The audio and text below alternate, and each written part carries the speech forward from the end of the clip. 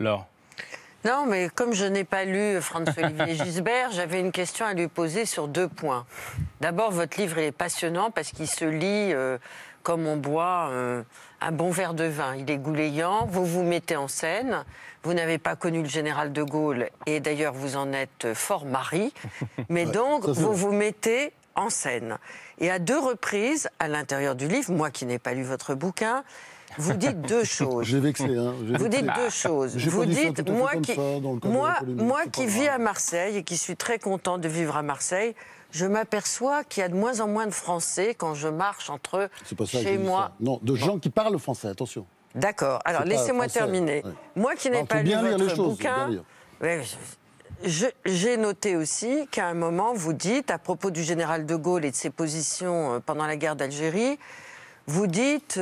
Finalement, il avait peut-être tort. Et aujourd'hui, où en est-on? Il y a peut-être trop d'Algériens en France. C'est pas le grand remplacement, mais enfin, quand même, il faudrait...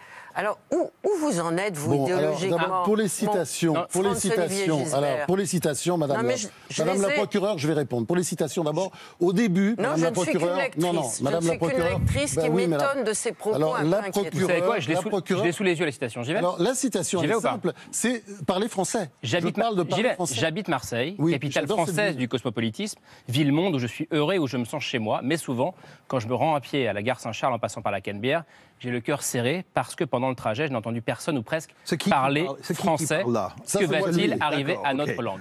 Voilà, c'est tout. J'ai tout cité. Je parle du français. C'est bizarre de dire ça. Mais je ne dis pas que je n'ai pas rencontré des Français. Je dis qu'ils ne parlent pas français. Pourquoi vous écrivez ça? Mais pourquoi c'est bizarre? J'aimerais qu'ils parlent un peu plus français. Mais c'est pas plus grave que ça. Mais ça veut dire quoi? Je vis à Marseille, je suis heureux à Marseille. Mais enfin, faut arrêter. Mais j'ai le droit d'écrire, j'ai le droit de poser des questions. Je suis heureux à Marseille. Et d'ailleurs, Monsieur Zemmour, quand il me voit à la télé, quand on est dans des débats, à chaque fois, il me dit que je suis cosmopolite. Donc je veux dire, voilà, je suis différent. Simplement, je suis heureux à Marseille. Vous êtes blanc, quoi.